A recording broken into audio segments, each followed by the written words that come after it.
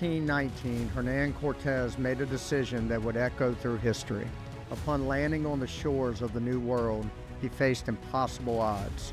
Outnumbered and surrounded by uncertainty, he gave an audacious order: burn the ships. With no way to retreat, his men had one choice: fight to succeed or die trying. And they did succeed. Cortez's story isn't just about conquest, it's about commitment. It's about making bold decisions, eliminating excuses, and going all in on your vision. Welcome to Burning the Ships, the podcast where we explore what it means to take risks, push boundaries, and refuse to look back. I'm Jason Seward, your host, and each episode we'll share stories, strategies, and insights to help you tackle your challenges head on, overcome obstacles, and make your own history. This is Burning the Ships. Let's get started. Welcome to Burning the Ships Weekly Ramble, and I'm your host, Jason Seward. And today I am going to recap a recent, I'm fresh off of a real estate mastermind event out in Napa Valley, California. And I went there with the group that I joined about a little over 3 years. Legacy family that's run by Tim Bratz, and he's got a phenomenal team that helps him put together these events and coordinate everything. So this is I believe my 8th event. They do 3 a year. I've been in there 3 years and I've only missed one. So this would make number 8 that I've been to. And they go all over the country, different places. And I try to attend every one I can. But I want to give a recap of, number one, how this event went, and then just a broader, like my perspective around groups like this. There's plenty of them out there, but how I've leaned into it and how much of importance it has been to not just my business, but my personal growth. So I'll cover all that. Before I get into that, I'll do JJ's Joke of the Week, and here we go. This is JJ's Joke of the Week. Let's see. Okay. I had to read it because I wasn't sure how this was supposed to be read. So I got it now. I only know 25 letters of the alphabet. I don't know why. And that's JJ's Joke of the Week. So yeah, that's a good one. That's a good one. So it was funny. This event we went to, Tim Bratz, as I mentioned, is the leader of the event. Was just spent, like, every time he got on the microphone, he would drop a few jokes, because we were in Napa Valley, kind of wine country, and he dropped a bunch of grape jokes and wine jokes and stuff like that. Most of them were terrible, but he didn't stop. He just leaned into them and kept telling them. So we got a big kick out of that. Anyway, so like I mentioned, spent a couple days. Let's see, I flew out Wednesday of last week. As I record, I'm not sure the schedule of when this will come out, but as I record this, it is on a Tuesday. So I flew out Wednesday of last week, and came back home Saturday night late. And these events are put on the schedule months in advance. So like, I know, several months, 6 months in advance, kind of as they come up, so I can plan around them. I get excited around or about them. And this one in particular, I was very excited about, because number one, I've never been to Napa Valley. Like California in general, when I think of that, I think of the cities, right? San Francisco, LA, things like that. So I'm not real intrigued. It's not like on my bucket list to get out there. I've been to LA, and I've been, really driven the whole state. When I was in college, we did a road trip, but we didn't really experience what California really had to offer. And, I know this, I'm aware of this, I'm aware of how big California is, but I don't really, because I haven't been there, it doesn't really register to me that when I think California, I think LA. It's kind of like when I think New York, I think Manhattan, New York City. But the reality is California is loaded with rural land.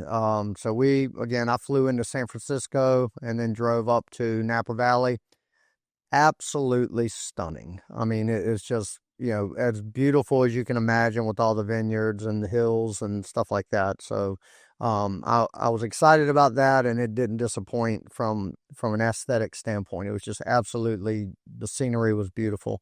Um, but the thing I really have gotten, like I said, I've been in the group for 3 years now, so I've kind of settled in, and I've gotten to know, just about everybody that has been in the group, and for that amount of time. And there's always new people coming in. Some people get out, and so it's always kind of a flow of different faces. But there's the faces that I met in my very first event. Um, when that was in Nashville, Tennessee, again 3 years ago, before I'd even left my former career, and a lot of those faces are still at these events, and I now look more forward to going to these events just to reconnect physically and see these people and interact and have meals and dinners and share experiences and stuff like that. I look forward to that more than anything else now. But this particular event, we were in wine country. I'm not a big wine drinker, so that wasn't very intriguing to me.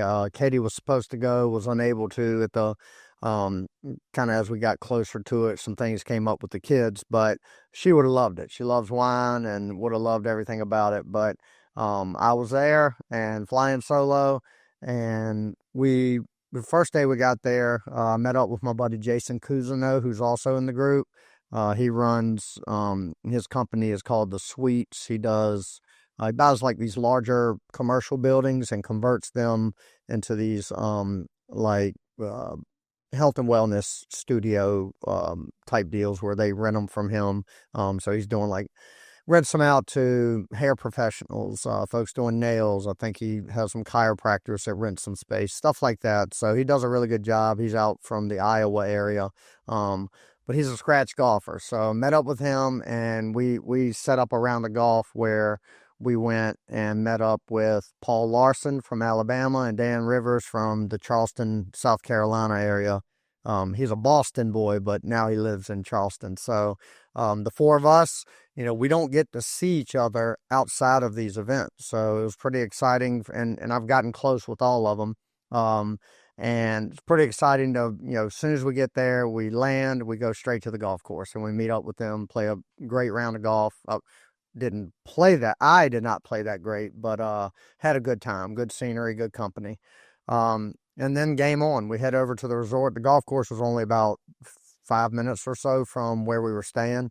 So we get over there, get settled in, and then it's just, a lot of networking, social type networking. But during the day, we are in like a conference room and at a hotel. So you got these bigger rooms where you got your round tables, you got a stage, and a lot of speakers, a lot of information. And you know I remember, like, back in my corporate days, we'd have these conferences and stuff like that, and I would love, like, I'd look forward to interacting with everybody, kind of all the social stuff around the conferences. But I would absolutely dread sitting in a room, for workshops and education and stuff like that. Well, I think, yeah, I look back on it. I think mainly because we were all being forced to be there. Like, it was mandatory. You had to be there. Well, I'm choosing to do this, right? I pay the money to be a part of this group, and then I attend the events. I'm making the choice to be there. So when that's the case, it's kind of like, um, y'all have heard me talk before maybe, but I'll say it again. You pay attention to what you pay for, right? So, like, back in my corporate days, I was getting paid to do a job, and I wasn't paying to attend these events, right? I was going there because I was told to be there. I had to be there. And it's tough to, like, when I don't have any commitment or any skin in that game, I'm just there to, you know, get continuing education credits or whatever the case may be. It's really tough to focus. Well, with this, I'm paying for it, right? I'm paying to be a part of the group. So I want to extract the most value I can out of it and provide the most value. In this particular event and the last one I attended in Wyoming, I got to be a part of the event. I was able to get on stage and talk about various topics and stuff like that. So, um, but I enjoy it. Like, I really look forward to all the speakers and hear what folks have to say, because all of it is geared to help you in one way or another take something back home, whether personally or in business, to improve your situation. So, we get there, and the theme of this conference was get your house in order, like getting your house in order. So there's a lot of talk about both business and personally, um, making sure your estate was set up properly. You've got the right insurance in place, which we had a presenter um, do a presentation on. I'm sorry, I blanked for a second, but we had a presenter do a presentation on insurance and the various insurance that he kind of went down a line of insurance and thank variables within certain lines of insurance that you need to be paying attention to. And me, even being an insurance guy, I got some takeaways, some things that I was like, man, I was aware of this, but I really hadn't thought of it from that angle. So that was good. And then, folks up there talking about various things in the business, the finance piece of the business. Kelli Garrett gave a presentation that, I mean, I've seen, I've been in rooms at conferences and seen some phenomenal speakers, like really high profile speakers that whoever put on the conference paid big money to be there, right? I don't know that a speaker has ever impacted me in a way that Kelli Garrett did. And I'm very close to Kelli. She's one of my biggest mentors, love her to death. I actually just interviewed her on the podcast. That'll be coming out shortly, if not already when this is released.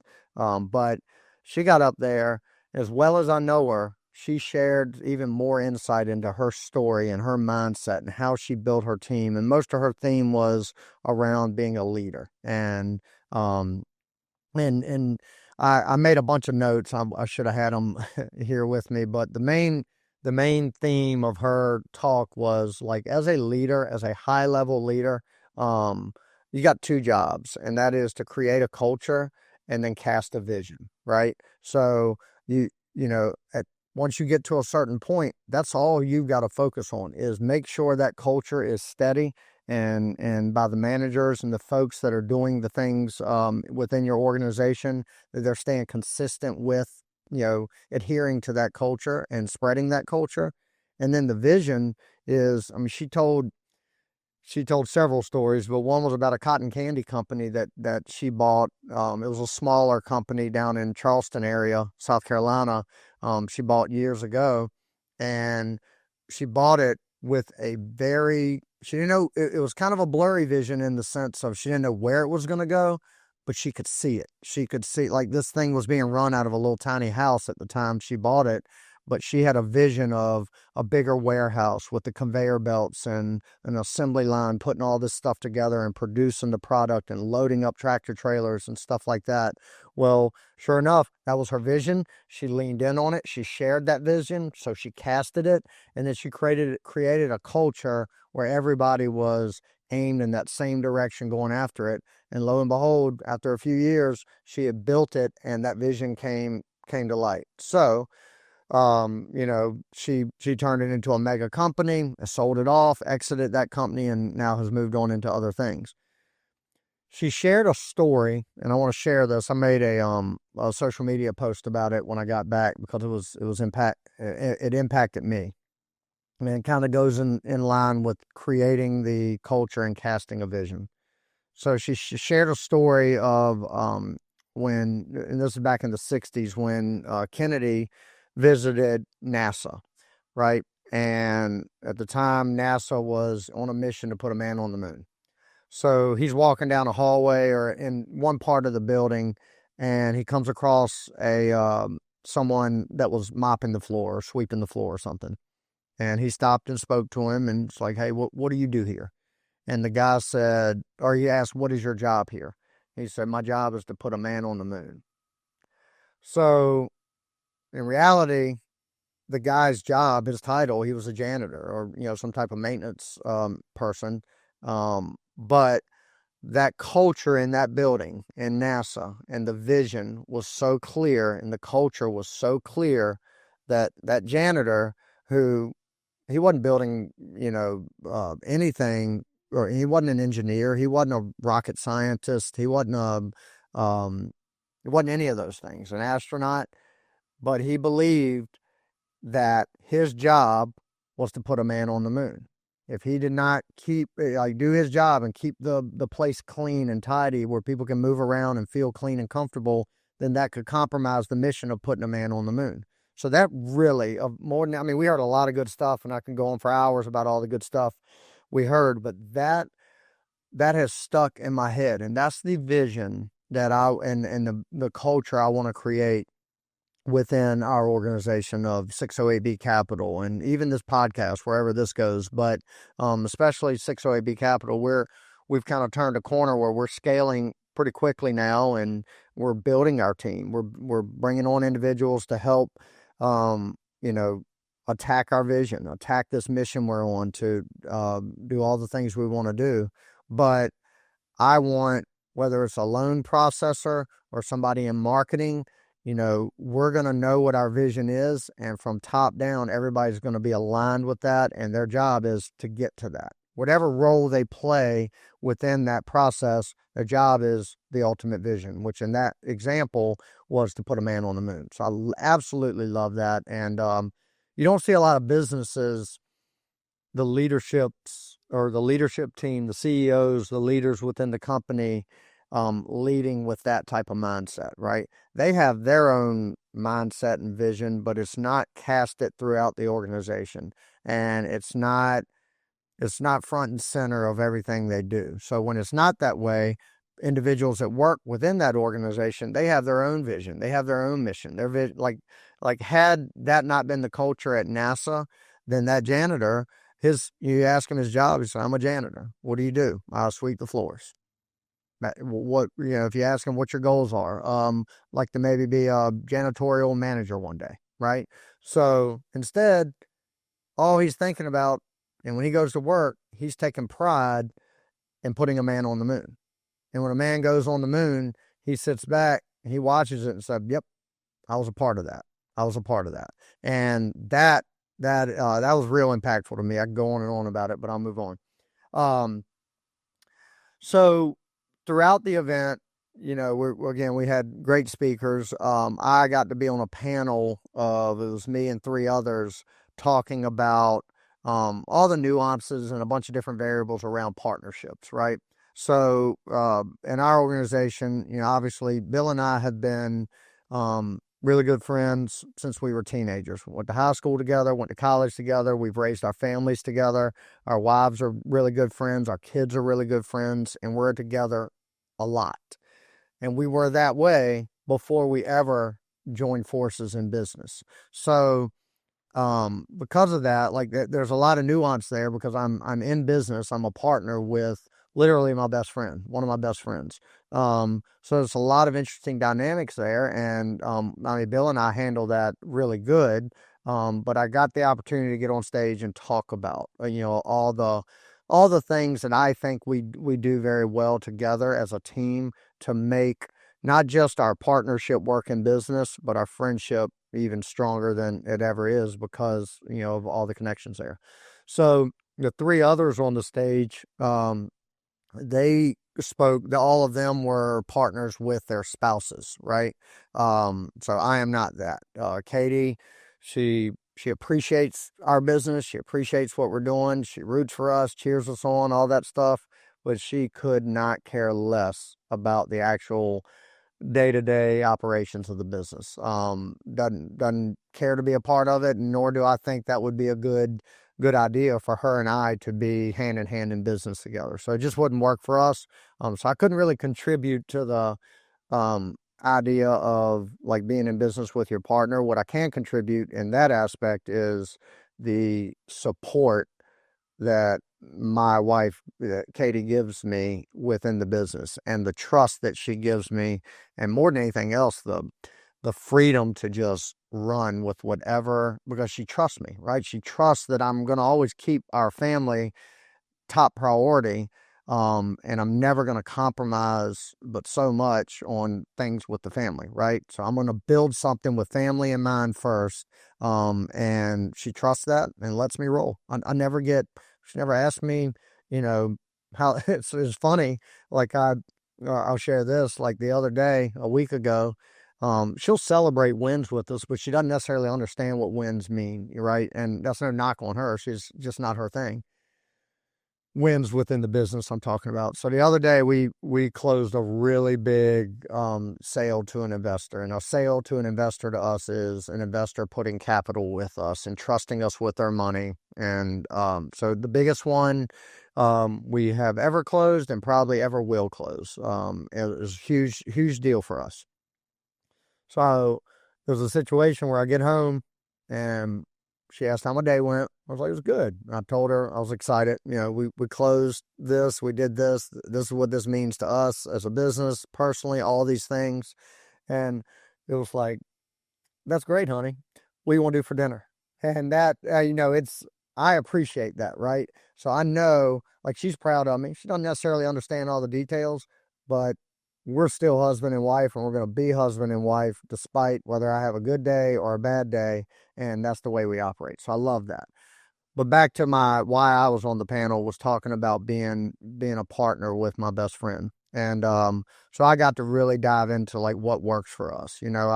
I I wouldn't I've got several good friends. And I have I've got a handful of really tight friends, but Bill's probably the only one I would consider going in business with. And the reason is most of my friends are a lot like I am, from a psychological standpoint, from an energy standpoint, what energizes them, stuff like that is the same stuff that energizes me. The things I'm weak in are the same things that they're weak in. It would never work as a partnership. I mean, I'll give an example. My very best friend since I was a baby is Jake Mintz. He was one of our first guests on the podcast. Still great friends to this day. We do everything together. We talk regularly. The same situation. His wife and my wife are extremely close. All of our kids are close. And we're all three couples are very close with Bill and his wife. So we have a very tight relationship with them. Jake and I could never be business partners because we're exactly alike. We're exactly alike. We're very hard charging, aggressive, have that sales mentality. Let's go get it. We're visionaries. We like to shake a lot of stuff up, cause a lot of chaos. But we've got to have somebody on our team that can manage all that. So for me, it's Bill. If me and Jake and I actually had a lawn care business when we were in school. And that didn't last very long because we were both unorganized, right? We're great at going and finding yards to cut and growing our business, but then somebody's got to operate things, right? And somebody's got to handle the money and stuff like that. And we neither one. So my point is, not all great friends are suited to be good partners. Bill and I just very fortunately we have a lot of complementary skill sets. So I got to go on stage and talk about that and how we handle conflict, how we handle big decisions in the business, what we appreciate about each other. And he wasn't there, so I mostly just picked on him for an hour that I was up there. I'm joking about that. I talk very kindly of Bill, but so I got to do that, and I got to share, a lot of my insights and a lot of things. And what was fun about this particular event is I got to go there the day before I flew out was the day we closed this big investor, right? So I got to go there with, not to brag about that, but to celebrate with a bunch of people that genuinely want to see me do good, right? I got to celebrate with a lot of people that, when they ask how are things going, they genuinely care about the answer. It's not just BS. And so I got to celebrate with a lot of folks, and I got to talk about how we did it, what our process was, what the conversations looked like, and stuff like that. And hopefully something I shared was something of value to somebody else that they can implement in their business and have a similar result. And when they do, I'm going to celebrate with them just like they did with me. So what do I get out of these events? Well, I'm gonna go back, and it's evolving, right? It's evolved a lot over the years. I saw a what inspired me to do this really, this topic today. Earlier today, I saw Tim Brotz put a reel about people that are very transactional when they join groups. So they join groups to extract what they need out of it, and then they're out, they're gone. You know, in maybe a year, get some money, get some deals, and then they're gone. And like I've got issue with that. Because and it's this is just how I think about it. I am sometimes to a flaw, but I am very loyal to things I become a part of until those things start compromising my life in a negative way, right? But aside from that, I'm very loyal to it. So I have this mentality of if I'm going to join something, and this goes for a community group, a networking group, if I'm going to coach a ball team, if I'm going to be a part of any type of organization, I'm either all in or all out. And I'm not, so there's 50% of my brain that is trying to extract some value from whatever I'm a part of, but there's 50% of my brain that's trying to provide and be a producer within that group, provide value within that group. So go back to when I joined this group in 2022. We go to Nashville, Tennessee. I'm still working at my my corporate job with Farm Bureau. Go out to Nashville with Bill, and every event we sit down and we do these roundtables. Now, this is the first time I'm meeting anybody. I did not know anybody in this group at the time, other than kind of meeting them on some Zoom calls that we would have occasionally. But I sit down, we do these roundtables, and we talk about every roundtable. We kind of talk about what we do and what kind of hurdles we're facing in life or business. And then it's like 6 people at the table, and we go around and we just kind of brainstorm. Everybody, like I bring my problems to the table, and then we spend several minutes, like 10, 15 minutes, brainstorming and trying to work through ideas and stuff like that to help get through that hurdle. So my hurdle at the time was Bill and I had built, Bill was at the event too. He wasn't at my table, but I'm pretty sure he took the same hurdle to his table. But Bill and I had built up this, relatively good size real estate portfolio. We had a vision on where we wanted to go with it and other businesses in real estate. We also had this relatively high paying corporate career and we were stuck. I got a full-time real estate business that started as a side hustle. Now it's going, like it's taking all of my energy. And I've got a full-time career that also takes all of my energy. I only have so much bandwidth. So I was at this point where I wanted to leave the corporate career, but it was tough to cut ties with that money. I wanted to go all in on real estate, but I knew it had to build somewhere to kind of get me back to where I was. So I was just kind of at a crossroads. So I brought that to the table. Fortunately for me, we had a couple people at the table that had gone through similar experiences, so I was able to kind of lean on them, how they worked through it. But one thing I did that day is I laid it all out. I laid my finances out. I laid how much money I had in the bank. I laid out how much I have in savings and my retirement. I laid out how much cash flow our real estate was putting off and how much equity I had in it. And I'll never forget. One of the individuals at the table, after I laid all that out, and I'll share this. I had with all of my finances, I could stop working that day. And this is just through some being frugal over the years and making some good choices, but I could stop working that day. My real estate, not take a draw or anything from my real estate portfolio. And I had about a 5-year runway where I could sustain my standard of living as it was without having the income that I had in my corporate career. So when I laid that out, I remember one individual looking at me and was like, what the hell are you waiting for, right? You see a vision on how to build something. So you're already built it. Now you just got to take it off. And you got plenty of room where it's not a lot of pressure to build it fast.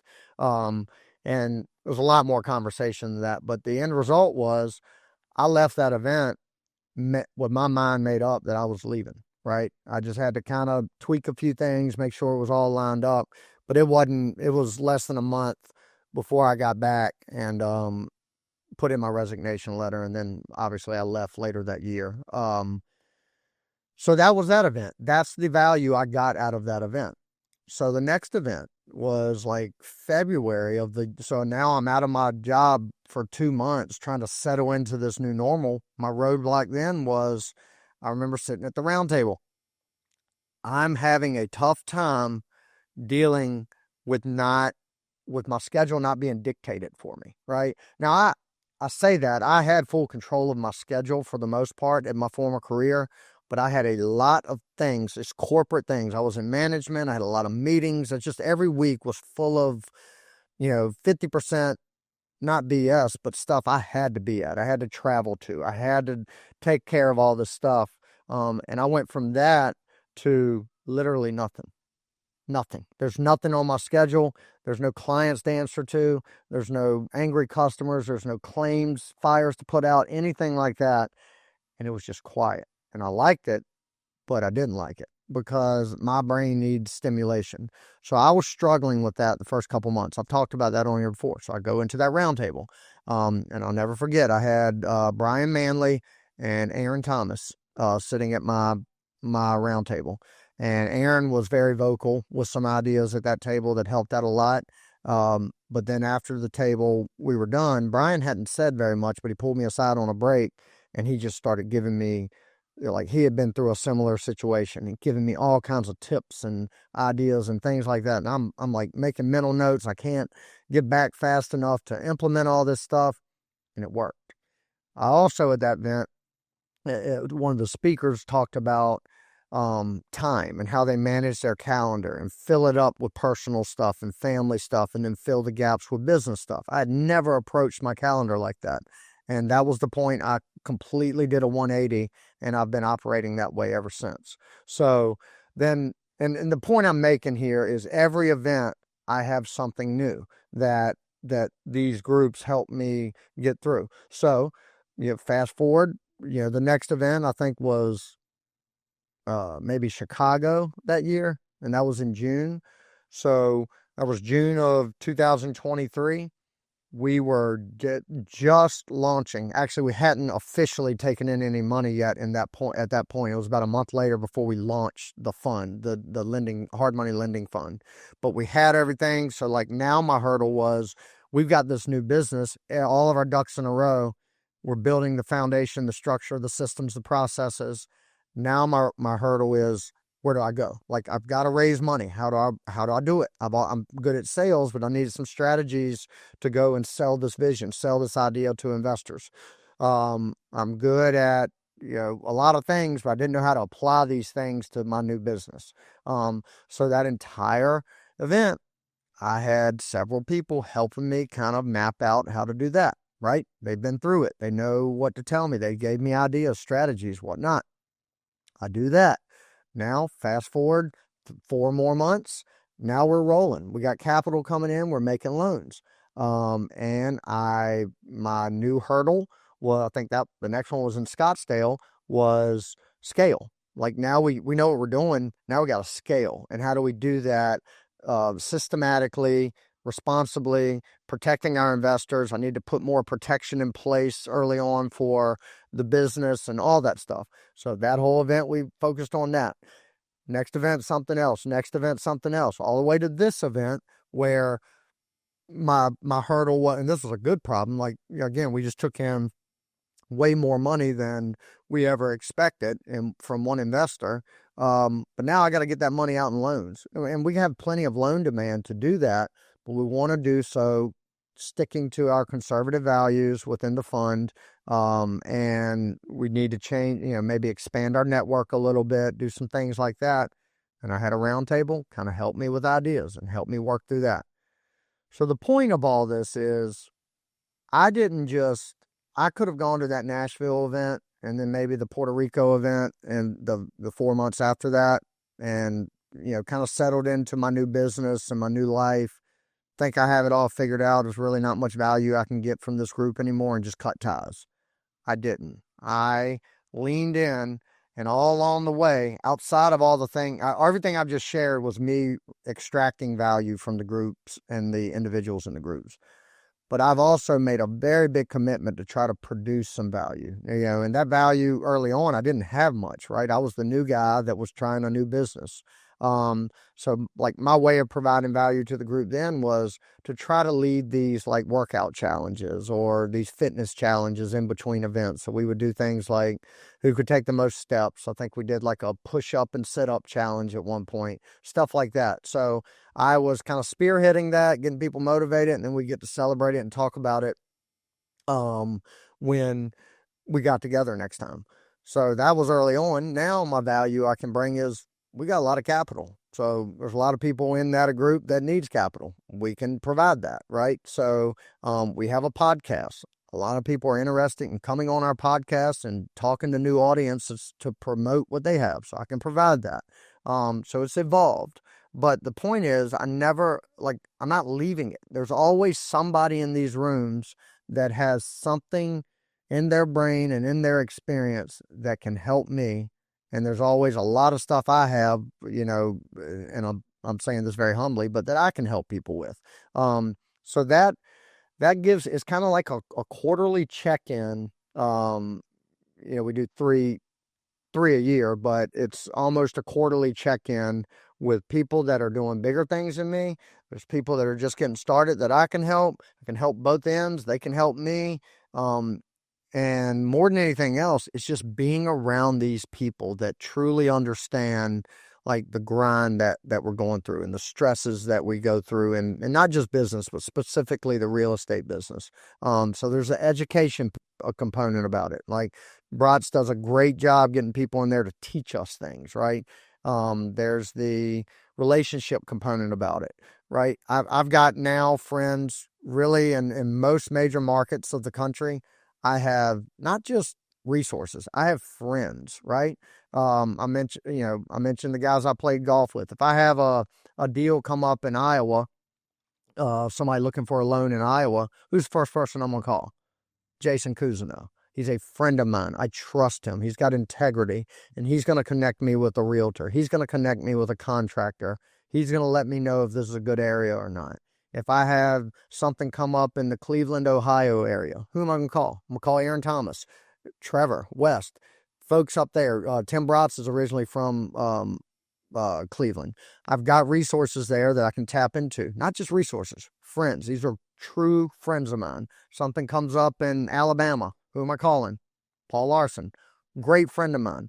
Our businesses do not interact, right? He's in the RV space. I can't help him there. And there's not much other than like advice he can help me with in my business. But he's a friend. I get a deal in Alabama, a complicated deal. I don't know the area. Call Paul. Hey, you know this area? Yeah, I know it well, man. This is a great area, or stay away from this. Or I know this person. Stay away from them. So that is where I'm getting my value now. And it's more than just the business value of these relationships that are resources. It's friendships. I look forward to seeing them. I already know I can't make the next event in Asheville, North Carolina. That makes me sad. Like I'm going to miss. It's going to be like February before I see these people again in person. But all this is to say, and the point of this podcast, and I went down a lot of tangents here, but the value of community, the value of being in groups that align with where you're going. This group I'm in, Legacy Family, if you're in the HVAC business, right? And that's all you're doing. You're not tied to real estate or anything like that, but you got a good HVAC business. May not be the group for you, right? But there's plenty of groups like it out there that are tied to HVAC. Hell, there's people in this group that have nothing to do with real estate, but they're a part of the group because they know that there's resources and relationships in that group that can bring value to their lives, personally and professionally. So find, like, whatever you're in, seek these out, test them out. If you don't like it, if they don't align with your values and stuff like that, move on to the next group. But find something you can look forward to. Find something that you can align with from a cultural standpoint and a value standpoint. Lean into it. Figure out how you can bring value to them, but also extract value from the group. And it has been an absolute game changer for me. From a health and fitness standpoint, I've gotten a lot from that, people in the group. Fraser Bailey, Gunnar Muldrick, all those guys, I can lean on them. Brian Bonet, who's currently helping me, with some physical things I'm going through, or not negative things. He's helping me with some training and stuff like that. But those resources are there, and I lean on them. And if they needed me for anything, they could lean on me. If they needed capital for a deal or anything like that. So these are people that truly have become and are continuing to become family. And I encourage everybody to seek out and find a tribe like this. And you're probably going to have to pay for it. And there's a reason for that, right? I see these events that they put on. They are not cheap. We did stuff in Napa Valley. We've done stuff every trip I've gone on that I don't have to pay for when I get there.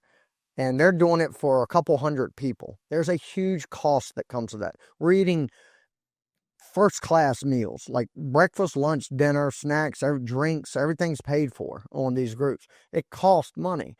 So not just the value that I'm getting from the group, I'm getting a return on my investment for investing in this group, but I'm also getting experiences that otherwise I probably wouldn't have ridden a train in Napa Valley and eaten dinner on that train going through the vineyards of Napa Valley. I would have never done that, but I got to do it. It was awesome. It was great. Good company. We had fun. It was amazing. I would have never done that. That was all covered as a part of me being for this group, and I got to pay for it. They have an expense of putting these events together and allowing us to come together like this. So my part, I'm one of the couple hundred people, got to pay a price so they can afford to do these things. And I hope they're profitable with this business and this mastermind business that they do. But that's none of my business. I'm getting way more than I put into it as far as a money go or a price point goes. I'm getting a big return on that in the form of relationships, value to my business, value to my family, experiences, all these things. So I'll wrap it up there. And I know it's the weekly ramble, folks. I try to keep all these under 30 minutes. This one has gone 42 minutes, so it's long. Sorry about that. But I hope this encourages somebody to kind of rethink or think outside the box and seek out a community or a group that can help them grow, whatever situation or field you're in. There's these groups out here. If you're in real estate or tied to real estate or have interest in real estate at any level, I highly recommend the one I'm a part of, Legacy Family. But there's plenty out there. Seek them out, lean into them, grow inside of them.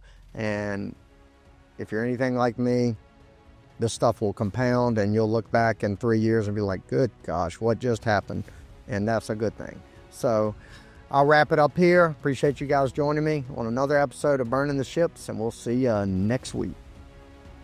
Thank you for tuning in to this episode of Burning the Ships. I want to give a special thanks to our sponsor, 608B Capital, helping real estate investors secure fast, reliable funding to fuel their boldest moves. If you're ready to take your investing to the next level, visit 608bcapital.com to learn more. If you found value in today's episode, please take a moment to rate and review the podcast. Your feedback not only helps us improve, but it also helps us reach more people who are ready to burn the ships and commit fully to their goals. And don't forget to share the episode with someone who needs that extra push to take bold action. I'll leave you with this. Burning the ships isn't just about removing the option to retreat. It's about unlocking the courage to charge forward. No matter the odds, the past is behind you and the future is yours to conquer. Thank you for listening, and I'll see you next time on Burning the Ships.